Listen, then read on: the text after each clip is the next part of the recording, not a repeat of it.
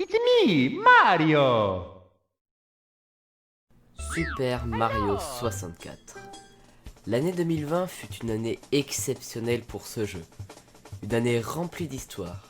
Que ce soit le Gigalic ayant servi à trouver Luigi dans le jeu, ou que ce soit un bulle du jeu hanté par une intelligence artificielle, on a fait une très grande avancée dans ce monde polygonal. Mais parmi toutes ces découvertes, une en particulier m'a attiré, et elle n'est que peu connue. Super Mario 64 Beta Archive. Une chaîne YouTube uploadant des éléments du jeu dans sa version bêta. Je vais donc passer en revue chacune de ces vidéos, par ordre chronologique, et de pourquoi elles ont attiré mon attention.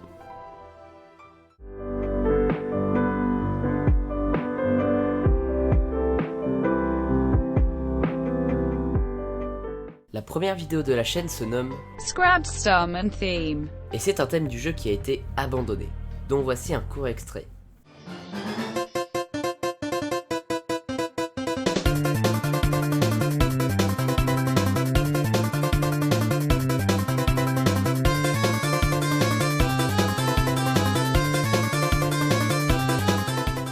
Ce que je vous ai fait écouter est une recréation, car la vidéo originale a cette qualité sonore.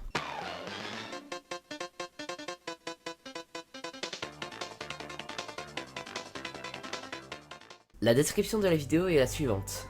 Version abandonnée du thème Starman, peut être liée au bouton jaune inutilisé, tiré des archives personnelles des cassettes d'un développeur. Rien d'alarmant pour le moment, juste un thème abandonné. La vidéo suivante se nomme Écran anti-piratage. Voici la vidéo. It's me, Mario!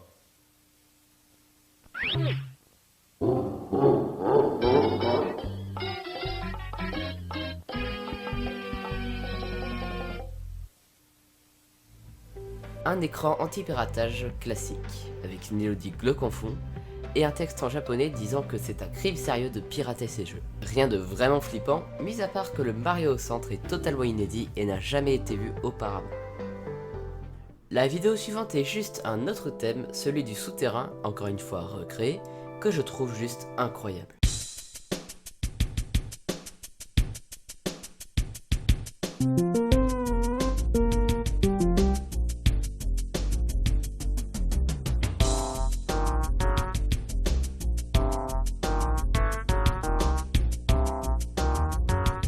Ensuite, une vidéo plutôt intéressante, je vous laisse juger. It's me, Mario!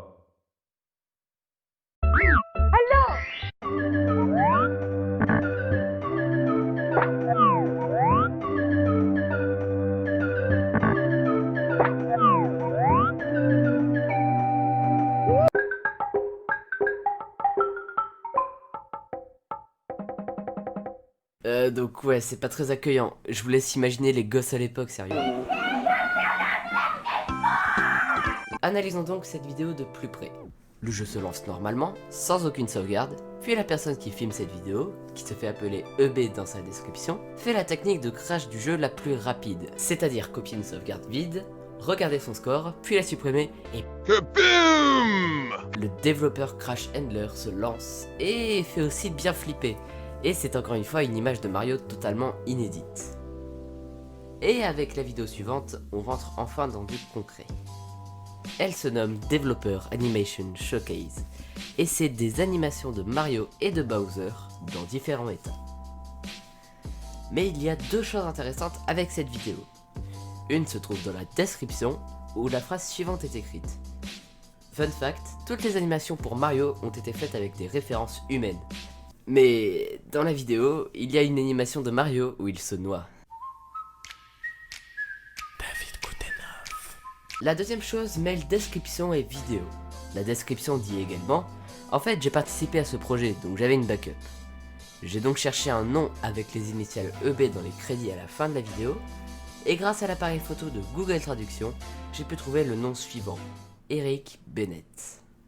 Je peux prouver que c'est une personne ayant travaillé sur ce projet, car juste dessus, le nom de Koji Kondo, la personne ayant travaillé sur les musiques du jeu, est énoncé.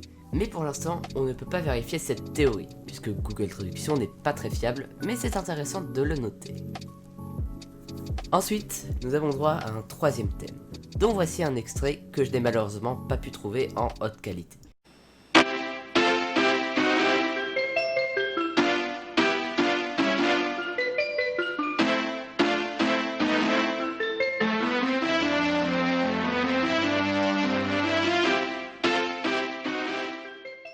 Puis arrive une autre vidéo intéressante, une pub radio.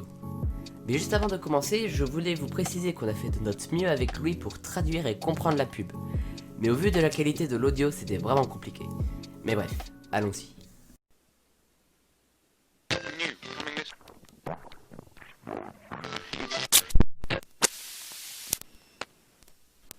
New, coming this Christmas 1995, it's Super Mario Ultra 64. Run, jump and spin in a brand new 3D adventure. Defeat Bowser and save the princess. Punch, kick, flip and leap into a new third dimension. A brand new game from Nintendo. Keep the epic, amazing, and it's only on the Ultra 64. You can buy it at your nearest Toys R Us. $1.99, just in time for Christmas. Kill your system.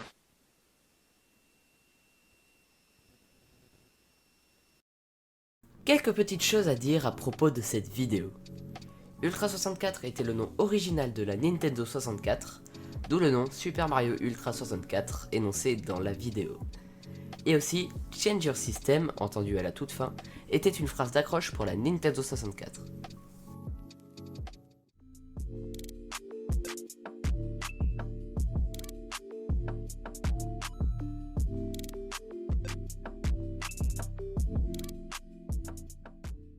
La prochaine vidéo dure 5 minutes, donc je vous ai uniquement gardé le plus intéressant. Et encore une fois, il y a du texte, sauf que la qualité de la vidéo est vraiment médiocre. Je tiens donc à remercier ce mec qui a tout déchiffré en commentaire. Je n'ai donc fait que la traduction.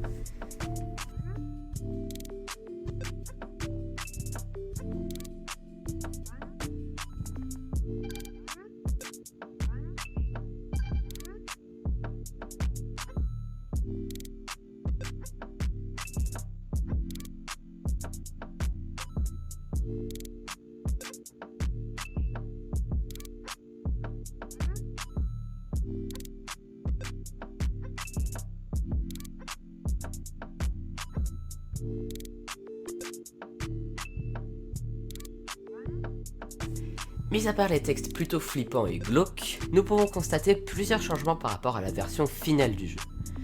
La voix de Mario est particulière, on dirait un taux de sérieux. Les briques du château sont juste immondes, on dirait vraiment genre ce jeu. Les arbres sont eux aussi différents, on dirait des espèces de sapins, alors que dans la version finale, ils sont plus cartoonesques. Il n'y a pas d'eau dans les douves et dans le lac du château, et le fond est aussi modifié. Et il n'y a pas de chemin derrière le château, et encore moins une porte, il n'y a pas d'eau ni des phrases bizarres, et ça fait peur. Et on peut déjà confirmer le fait que le prénom de l'auteur de la chaîne est bien Eric, mais nous n'avons toujours pas de confirmation pour son nom de famille, Bennett. La vidéo suivante n'est composée que d'artwork abandonné du jeu, très réaliste d'ailleurs, je vous les affiche à l'écran.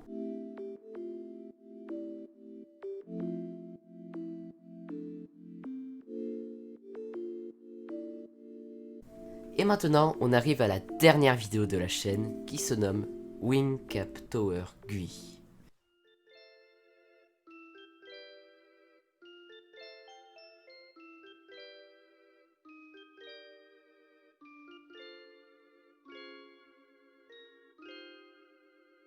La vidéo se découpe en 3 parties qui représentent 3 dates d'enregistrement. La première date d'enregistrement est le 16 août 1995. Nous voyons Mario voler, et d'ailleurs voici une petite comparaison entre la vidéo et la version finale du jeu. Mais bref, une boîte de dialogue apparaît, tout comme la version finale, avec le texte suivant. Texte du niveau de la casquette télé. Eric, s'il te plaît, corrige le putain de texte, ça fait 2 semaines maintenant. Bla bla bla, appuie sur l'interrupteur rouge et tu pourras avoir la casquette télé. On n'a même pas implémenté les putains d'ailes sur sa casquette à l'heure actuelle. J'ai besoin des gars pour me passer les textures en placeholder. Pourquoi tu fous toujours tout en l'air? Dan. Un autre personnage entre alors en jeu, et il s'appelle Dan. Puisqu'il ordonne à Eric de faire des modifications sur le jeu, on peut supposer que c'est son supérieur. Ensuite, Eric dirige Mario vers une tour, afin de glisser et de tomber dans le vide. Après cela, une page étrange se lance, Il s'agit du Crash Report de chez Argonaut, et on a plein d'informations sur le crash, et en l'occurrence le statut Irrelevant. Et selon la suite, Irrelevant est un statut typiquement assigné par le système quand quelque chose d'autre interfère avec le jeu en cours. Cela se produit lorsqu'une autre personne se concentre à moitié sur autre chose, comme des choses perdues qu'ils ne peuvent retrouver. Du simple objet aux choses vivantes. Qu'est-ce qui a exactement été perdu? Si tu es concerné par ceci, s'il te plaît, éteins immédiatement la console. Merci. ensuite une page apparaît avec écrit GUI développé par Meg Moberly. Remerciez-moi au passage. Appelez-moi si vous avez besoin de moi. avec un numéro flotté en post-prod. Ensuite, la vidéo vire au blanc. Mario apparaît dans l'ancien château présenté 2 vidéos plus tôt. Et quand Mario entre dans le château, le jeu plante et affiche le Crash Report présenté tout au début de la chaîne.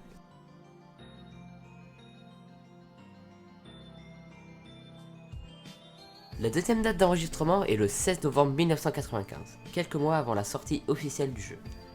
Comme lors de la première date d'enregistrement, on voit Mario voler. Mais ce que nous pouvons remarquer, c'est que le ciel est rouge. Et ça fait vachement peur. Non. Mais bref, la boîte de dialogue apparaît et elle dit ceci. Le Space World ou je sais pas quoi se rapproche.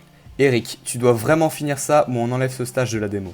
J'ai toujours pas de réponse de la part des gars au département des arts, donc on va sûrement juste couper l'entièreté de cette satanée partie de casquette télé. Allez Eric, bouge-toi et finis ça, maintenant. Est-ce que quelqu'un te manque? Dan. Eric retombe dans le vide et le GUI s'affiche de nouveau. Après un petit moment d'attente, le statut Irrelevant Type 2 s'affiche. Irrelevant Type 2 est un statut typiquement assigné par le système quand quelque chose interfère avec le jeu fortement, physiquement ou mentalement. Cela se produit lorsque l'équipement ou le participant fait ou reçoit quelque chose que le jeu ne peut pas recevoir. Des choses comme d'autres personnes, des aimants et des ondes cérébrales émotionnelles fortes peuvent causer cette erreur. S'il vous plaît, éteignez la console maintenant.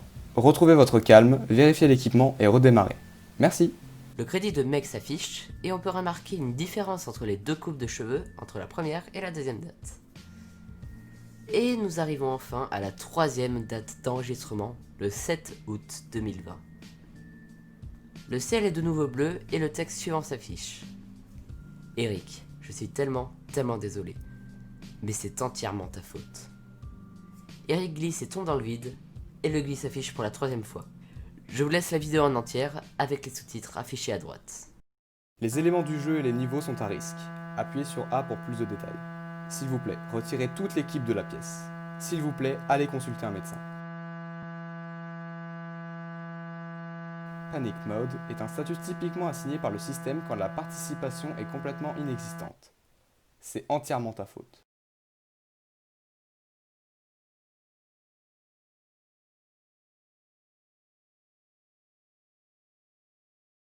Cher Eric, tu viens de mettre la combinaison que je t'ai indiquée avant que nous expédions les cartouches hors de Space World. Ça veut dire que tu veux désespérément mon numéro, que je peux te donner ici. Si mon numéro est hors service, tu peux trouver mes parents à leur adresse.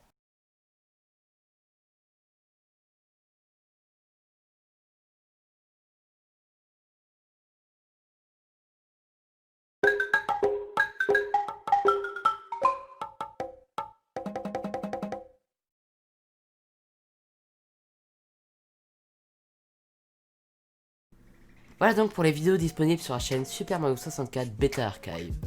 Mais attendez, la vidéo n'est absolument pas finie. Maintenant que nous avons vu le concret, allons encore plus loin. Ah, spaghetti. Ah, ravioli. Ah, mamma mia.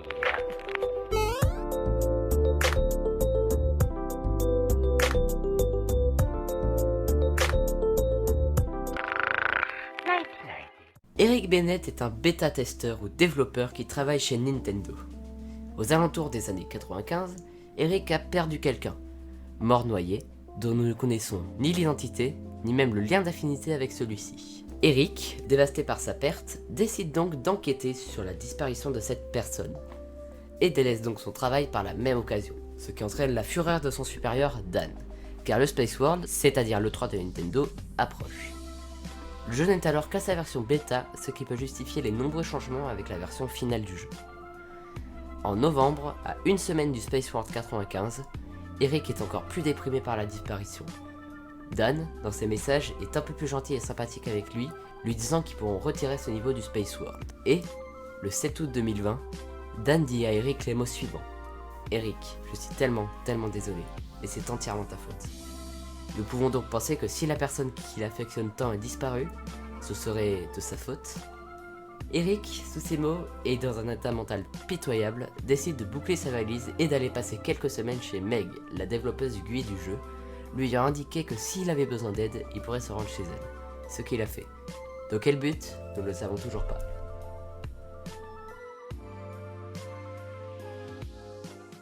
Et voilà donc pour cette première partie d'analyse sur la chaîne Super Mario 64 Beta Archive. C'est très dur à dire, non mais... Et pourquoi première partie? Tout simplement car l'histoire est loin d'être finie. Mais j'en profite pour faire un message à l'intention d'Eric. Si vous voyez cette vidéo, serait-il possible de vous parler via Discord ou autre réseau social? Ce serait vraiment un plus pour une seconde partie d'analyse sur votre chaîne, car plein de questions nous restent encore en tête. Donc vous pouvez trouver mon Discord ici et dans la description. Mais bref, revenons au sujet principal. C'est une enquête qui m'a pris une semaine à être écrite, entre recherche, déchiffrage, traduction, explication, mais j'ai adoré la faire. Je tiens aussi à vous préciser qu'au moment où la vidéo sort, il est fort probable que d'autres vidéos ou posts aient été publiés sur la chaîne, et je les traiterai dans une prochaine partie. Merci à Louis qui m'a aidé à la traduction et qui a fait une partie des voix off. Vous trouverez sa chaîne en description, et sur ce je vous laisse, salut!